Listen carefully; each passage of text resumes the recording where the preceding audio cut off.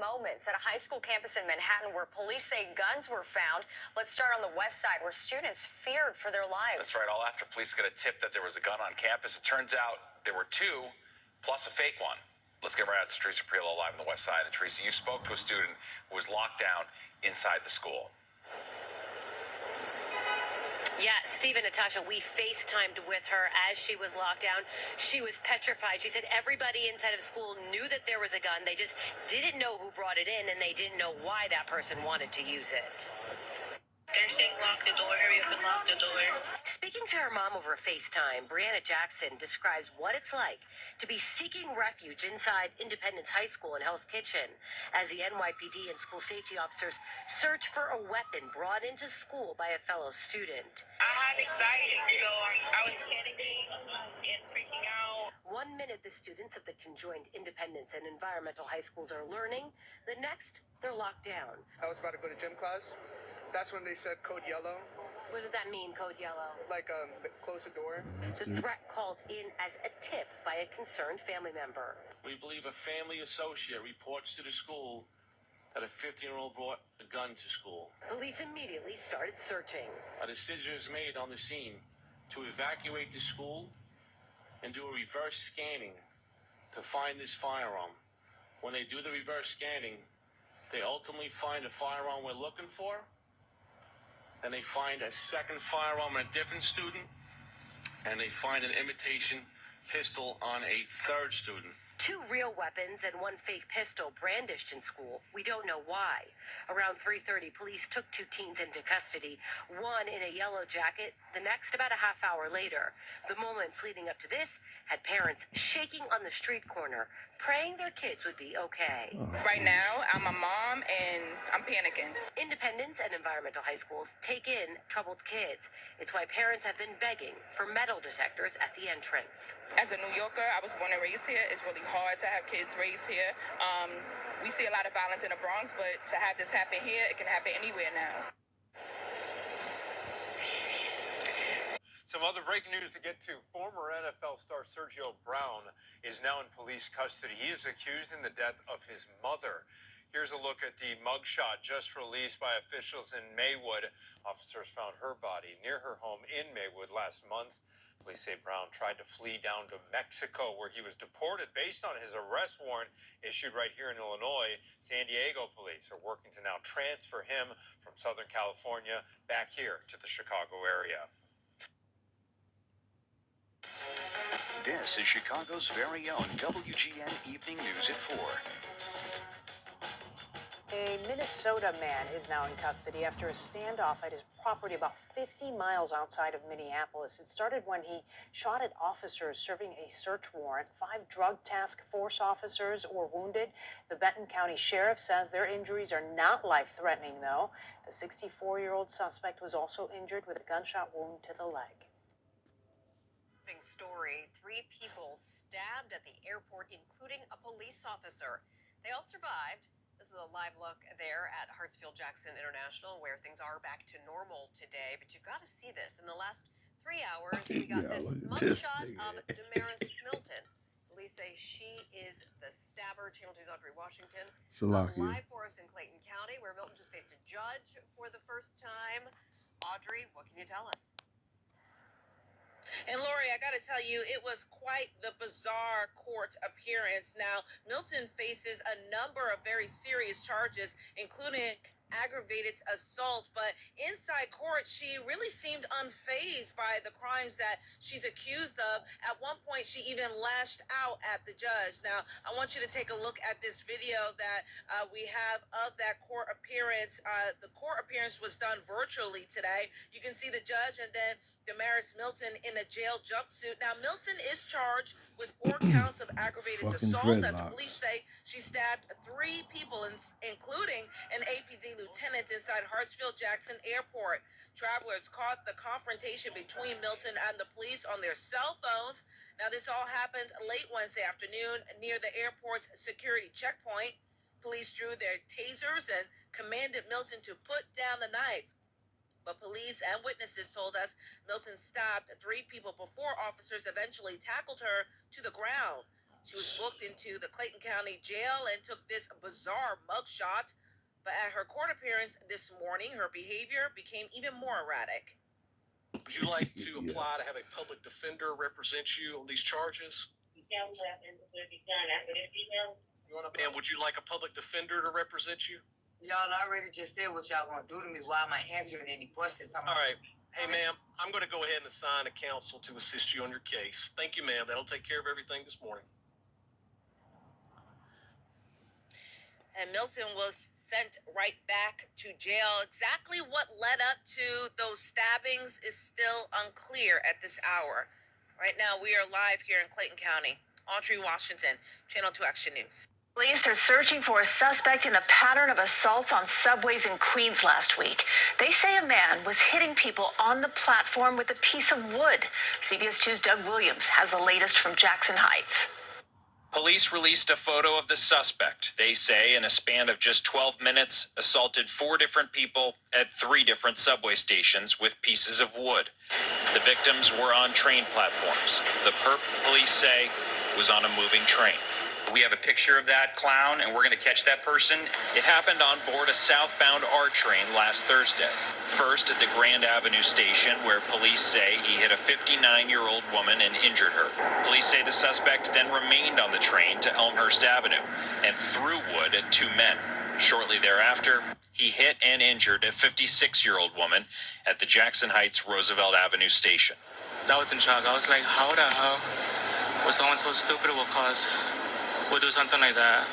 Since the pandemic, it's been a bit hairy. I also don't understand where the police are. They're upstairs, but they're not walking on the platform. I don't know how they did it. I probably have a sense of, so I'm not going to describe it because I don't want copycats, but I will tell you, we have a picture of this person.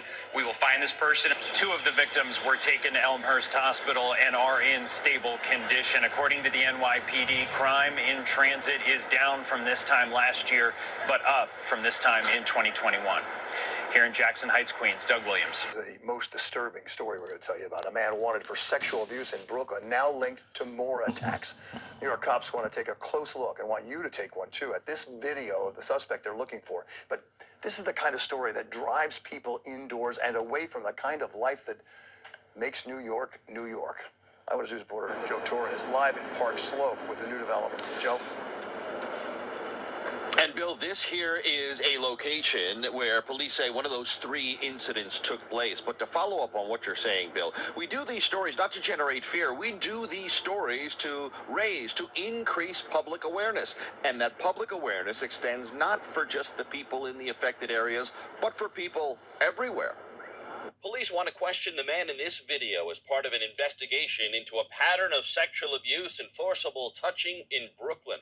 The most disturbing attack happened during the early morning hours last Friday at the 25th Street subway station in Sunset Park.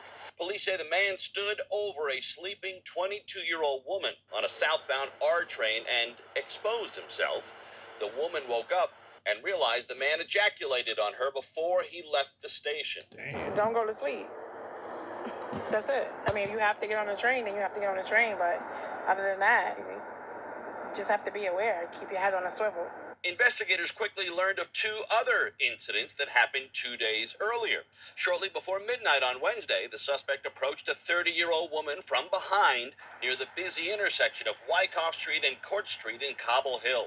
Police say he grabbed her breast and buttocks and then fled on Smith Street, Lindsay Johnson teaches preschool in the area. Being a woman, it's just very scary, and especially now with all the stuff going on the subways and all of that, scary to be a woman right now. The world is a very scary place at the moment. Police say about 90 minutes earlier, the suspect also approached a woman from behind and sexually abused her. That happened on St. John's Place in Park Slope. 3 attacks against 3 women in 3 Brooklyn neighborhoods. There's no control. There's no sense of security. I grew up in this neighborhood, and to hear that this is happening, it's just a little too much. Disturbing. Very disturbing. Thank you. Begin with the war in Gaza. The Israeli military says there are more than 300,000 troops stationed in the area. At least 2,700 people have died on both sides as more airstrikes shook the region this morning. The White House now says at least 25 Americans are among the dead. We have team coverage of this story. CBS News' Elijah Westbrook shows us how the conflict appears to be at the heart of some hate crimes in our area. But let's begin with Natalie Brand in D.C. monitoring the developments in the Middle East. Chris, Secretary of State Blinken is on the ground in Israel consoling survivors of the attacks. He also spoke about his own Jewish background and his reaction to the violence as a father. In a meeting with Prime Minister Netanyahu, he said this must be a moment of moral clarity. Tanks in southern Israel fired at targets in Gaza, part of Israel's retaliation for Saturday's barbaric attacks by Hamas. The terror group fired rockets of its own Thursday into the Israeli city of Sderot. In Gaza, as Israel's relentless air assault continues against Hamas, wounded Palestinian children crowd the hospitals. They keep saying, leave the Gaza Strip. Where to? They want everything. Israel says it won't end the Gaza siege, blocking food, fuel, and water from the territory until Israeli hostages are returned. Sharon Lifshitz's elderly parents are among those abducted. We need your help. We need the world's help to bring those survivors back home now. U.S. Secretary of State Antony Blinken traveled to Israel and met with Prime Minister Benjamin Netanyahu today, pledging additional U.S. support and noting the situation is personal for him. I come before you not only as the United States Secretary of State, but also as a Jew. I understand. Thanks for joining us on the 10 o'clock news. I'm Nora Hart. First on Fox tonight, shocking new details of what led up to a deadly shooting in a busy area of downtown Portland yesterday afternoon. Court documents reveal that it may have started as a case of road rage. Fox 12's So-Young Kim spoke with a neighbor of the suspect and joins us now live from downtown with the story. So-Young. Nora, yeah, we spoke with a neighbor of that man accused of killing one man and wounding another. We also spoke with people who say they were in this area when the shooting started. Hearing a series of loud bangs. What in God's name is going on? People who were in downtown Portland Wednesday say a chaotic scene played out in broad daylight as one man was shot dead and another man was injured. And I hear from the operator on the train, there's been a police incident. Authorities say 46-year-old Jeffrey E. Hammond of Portland was booked into the Multnomah County Detention Center on charges of murder, attempted murder, and assault. Court documents indicate the deadly shooting happened after a confrontation between the victim and suspect, suggesting that road rage may have played a role. Hammond's neighbor says these allegations against the man he knows as a quiet person are shocking. I've known Jeff for years as a neighbor, and, never has there been any anger or resentment or anything crazy coming from that house. According to the court documents, on Wednesday afternoon around 4:30, Hammond had stopped his car on Southwest Alder Street near 10th Avenue. The car was idling and partially blocking traffic. A man driving a pickup truck was directly behind the car. Then, quote, the two drivers exchanged middle fingers. That's when the situation really escalated. Prosecutors say the second driver got out of his truck to confront Hammond, knocking on his driver's side window, and Hammond allegedly shot him in the chest. According to the court documents, the victim pleaded, saying, quote, I'm sorry, I had a bad day. Hammond told investigators he did say, quote, you are lucky I didn't shoot you in the head. That man later died. Hammond is then accused of shooting another man who was trying to record video of the incident before driving away. Investigators say a bullet passed through one of that man's legs and lodged itself in his other leg. People say it's sad to hear about this senseless violence. My heart just goes out to everyone involved. The second victim is being treated at a hospital and is expected to be okay. Breaking news. A Philadelphia police officer is dead and another one injured after a shooting in a parking garage at Philadelphia International Airport last night. And overnight, that officer, who had been on the force for 22 years, was transported from Penn Presbyterian Hospital to the medical examiner's office. Action News reporter Catherine Scott is live at police headquarters with the latest. Catherine. Good morning, guys. Yeah, police so far are not releasing that fallen officer's name. His family rushed to the hospital to be by his side, but he did not survive. Let's go to video from early this morning. You can see that procession from Penn Presbyterian Hospital to police headquarters. The 50-year-old fallen officer, husband and father, arriving to the medical examiner's office in a flag-draped casket, a 22-year veteran of the force who spent much of his time in the 25th district before being assigned to the airport. Last night, shortly after 11, 2 Philadelphia police officers assigned to the airport were arriving to work, parking in Garage D. One was in full uniform, the other wearing part of it. When they got out of their cars, they saw several people breaking into a vehicle and approached. That's when police say the suspects opened fire, striking one of the officers multiple times in the upper torso, hitting the other officer in the arm. The officers were rushed to area hospitals, and at 11:34 p.m., the officer at Penn Presbyterian Hospital was pronounced dead. The officer at Jefferson is stable. He's 60 years old, a 20-year veteran of the force. Police don't know if the officers were able to return fire. A most disturbing story because it involves teachers, a father and son, now both accused of something that infuriates parents and everybody else. Yeah, the elementary school teachers, a 65-year-old and his 24-year-old son, arrested for downloading and viewing and possessing child pornography. They are both teachers at a school in Rochelle Park. The father is also Borough Council president of Tenafly, New Jersey. Here's New Jersey reporter Tony Yates. Which is very concerning because I also have 2 little ones in the school. We spoke to a few parents whose children attend Midland School, the elementary school where 65-year-old Jeffrey Grossman taught, and his son, 24-year-old Stephen Grossman, was a substitute teacher. Parents finding out Thursday that father and son were arrested, accused of viewing, downloading, and possessing child pornography. Parents tell us the elder Grossman accompanied their children on a class trip to Washington, D.C. back in May. He confiscated their phones every night.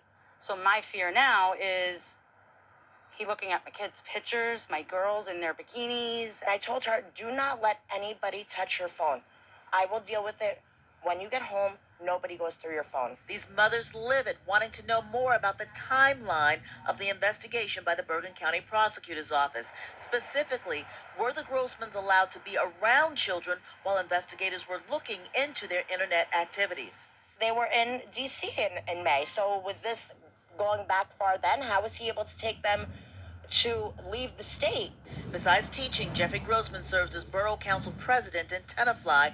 Tenafly Mayor Mark Zinna released a statement that says, in part, I think it is in the best interest of the borough that Mr. Grossman steps down in order that the people's business can continue uninterrupted and without distraction. Rochelle Park Superintendent says, in part, of the Grossmans, they are prohibited from coming to the school for any reason and are prohibited from contacting any student or staff. Both Grossmans were in court today. An attorney for the elder Grossman entered a plea of not guilty on his behalf. They are both back in court next week.